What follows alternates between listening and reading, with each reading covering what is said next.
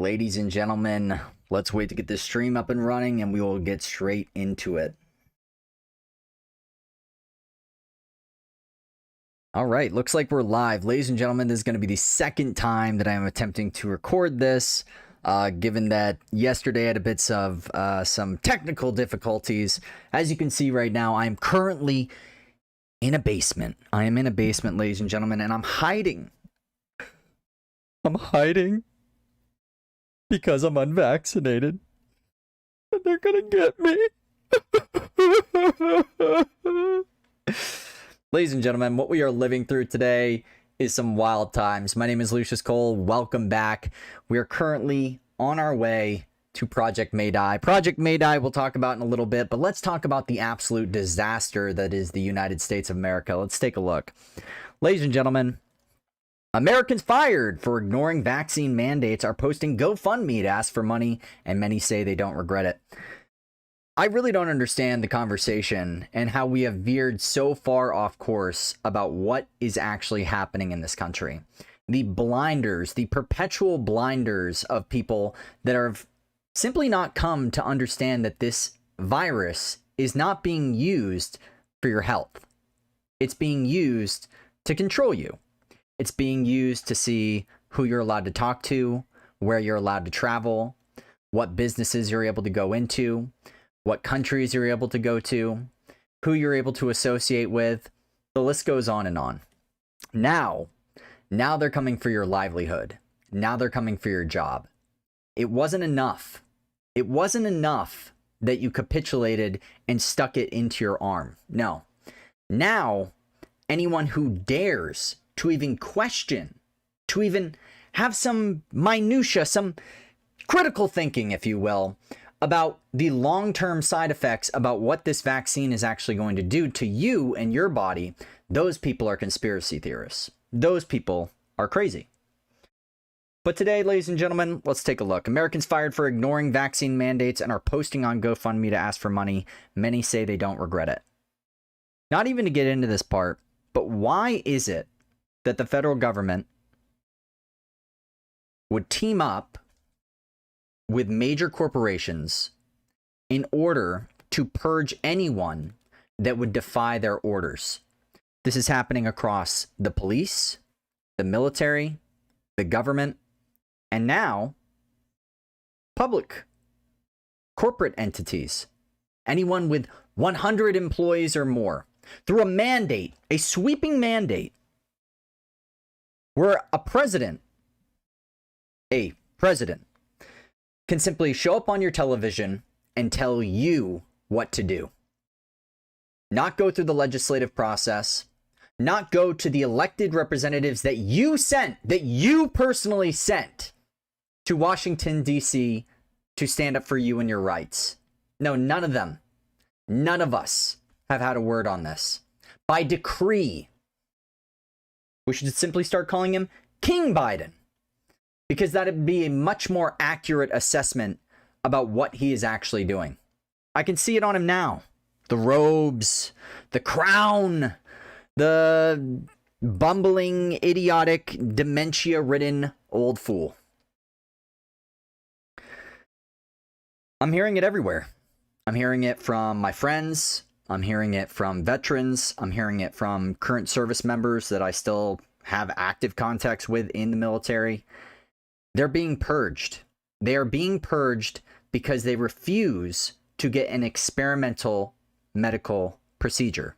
A vaccine that is so novel and so new that we have no data on the long-term side effects of this. But we do have some data, ladies and gentlemen, and it could be why. It could be why some people are so skeptical. Now, before I reveal this data, I really want you to understand this. During the swine flu epidemic, during the Obama era, there was a vaccine that was created. That vaccine ended up killing 37 people. After 37 people had died from taking this vaccine, a massive millions of people had taken it, only 37 died. Only, I say only here, right? That's because it's about to get a little crazy. 37 people died, and because 37 people died, they pulled the entire vaccine. 37 people died taking the vaccine from the swine flu, and they pulled it. How many people, and this is just what's recorded, and by the way, YouTube, this is from VAERS, the vaccine, what is it again? The Vaccine Adverse Effect Reporting System. There we go. Almost got it down. Let's take a look at how many people have died from this vaccine. 15,937. We have 71,000 hospitalizations, 85,000 plus people in urgent care, 117,000 plus doctor visits, anaphylaxis at over 6,000, Bell's palsy, miscarriages, heart attacks, myocarditis, something that you've probably been hearing about if you check out independent news channels. Permanently disabled, meaning disabled for life. Low platelet count, I can actually relate to that. Life-threatening, severe allergic reactions, and shingles. And as you see here on the bottom, this is a list of reported deaths from vaccines through the years of 1990, the year I was born, all the way up to the pandemic. Take a look at these numbers. And you wonder why people are adverse to not putting this in their body. You wonder why people are afraid. Because they don't trust it. They do not trust this vaccine. Either way, what we're seeing is fascism. And basically from the Hegelian dialect, Giovanni Gentile, for those of you who don't know, he was the one who worked in tandem with Mussolini, working on the doctrines of fascism. And he said this: fascism should be called corporatism because it is the merger of state and corporate power, which is what we're witnessing here. We have a president who is working in tandem with major corporations in order to dictate for the government. Because the government can't go in with these sweeping mandates, well, unless you're Australia, I guess, and you become a full-on police state. It's kind of ironic because you haven't heard any politicians, except for maybe Ron DeSantis, Rand Paul, and Thomas Massie, speaking out against the absolute tyranny that has taken over Australia. Not to mention, just north of our border, Canada. If you're unvaccinated, you are not able to travel out of the country. You're not able to use public transport. You're better off being a migrant trudging through Mexico and crossing the border than you would as a Canadian. Think about that. Our country is under attack from all angles, including the FBI. The FBI is ordered to combat threats against schools amid conservative freakout. And this isn't just conservatives, ladies and gentlemen. What we are witnessing is a color revolution. We are living through a color revolution in America, very similar to Pol Pot or Mao's China, Stalin's Soviet Union, Hitler's Germany, Mussolini's Italy.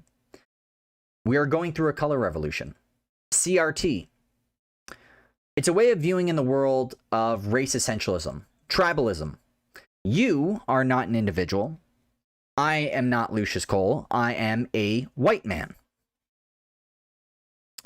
I have no differentiating factors about who I am as a person.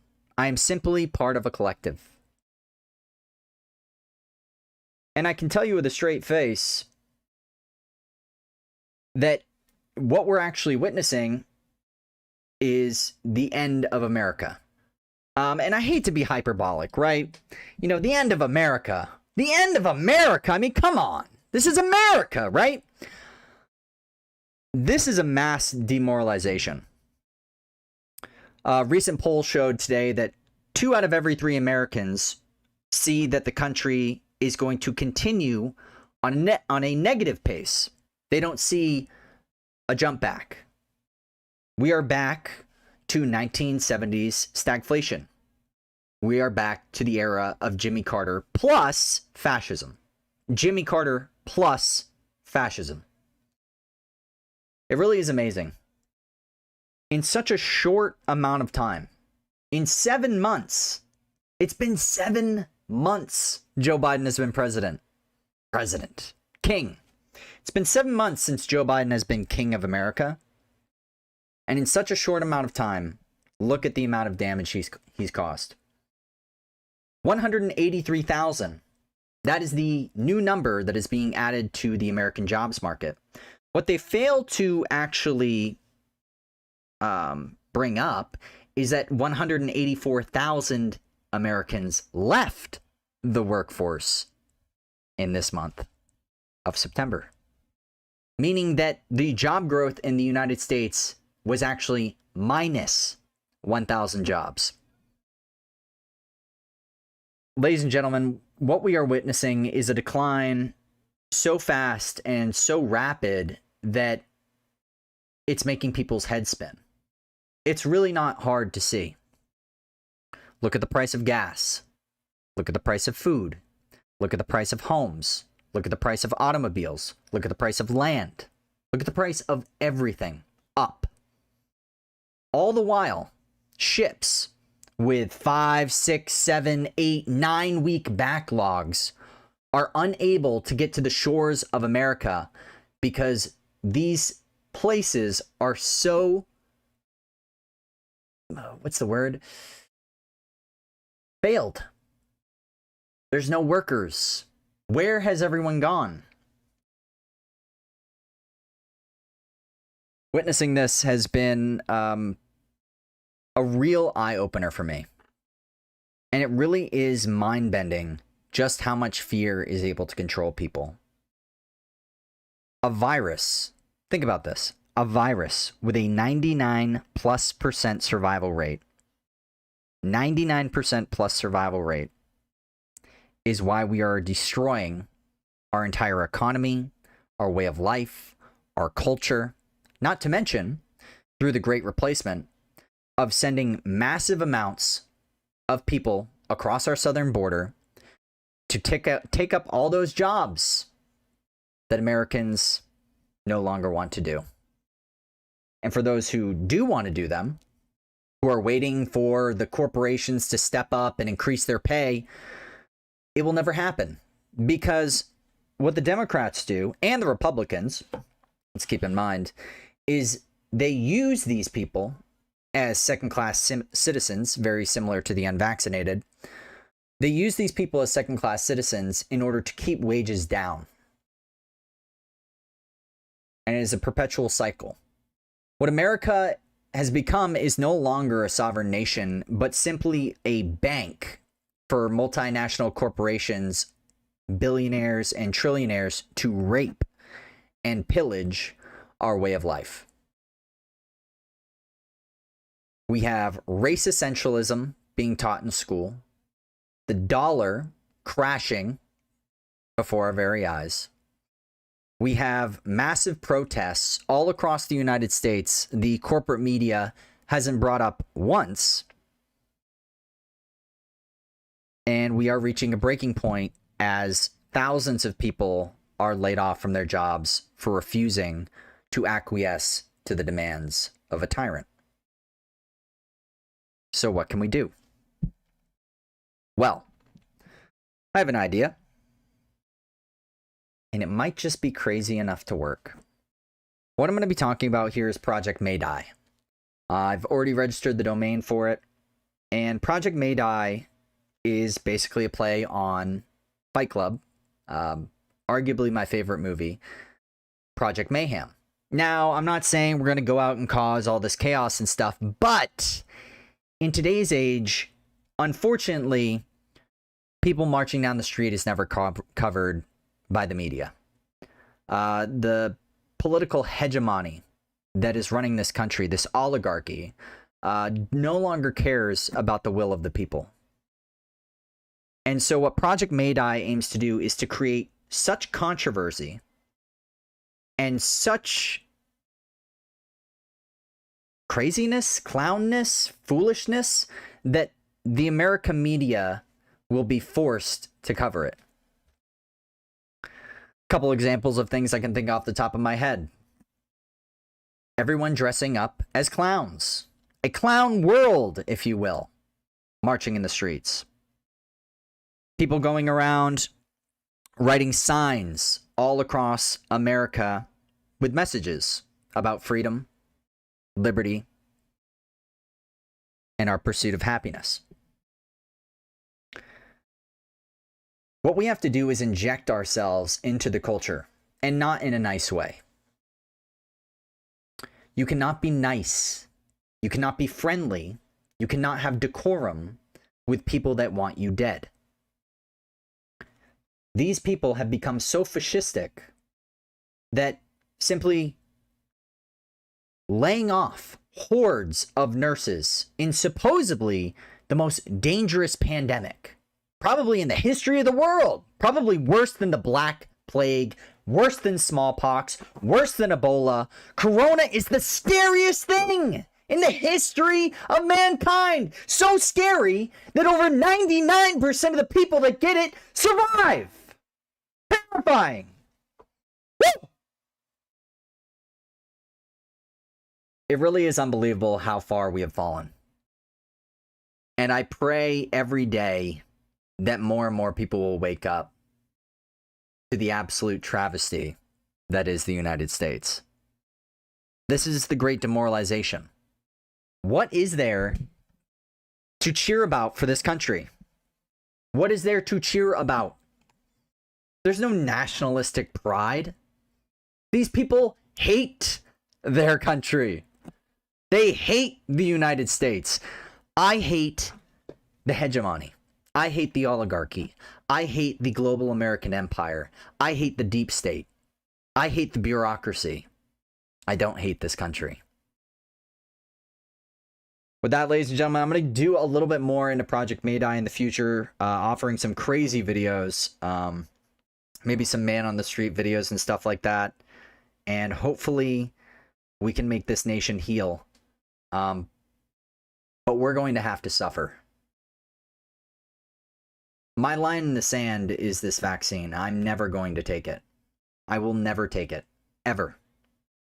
It's my body. I have body autonomy. And I will not have a government tyrant dictate what they're allowed to put in me. Because if you think it's going to stop there, take a look at Israel. A very prime example. Because what did they do? They created a vaccine passport, very similar to California and New York, where you had to get the 2 shots. And just a few days ago, they said anyone who hasn't gotten the 3rd shot, the booster shot, will have their passes revoked. So as you can see, this will never end. It is designed to never end. It is a reset. Maybe a great one, if you think about it. So, for those of you who are out there still fighting the good fight, know that you are not alone. Know that there are people that think just like you, that believe in freedom, that believe in liberty, that believe that the American people can still win out. Let's take our country back. Let's save this country. See you guys in the next one. This is Lucius Cole. Peace.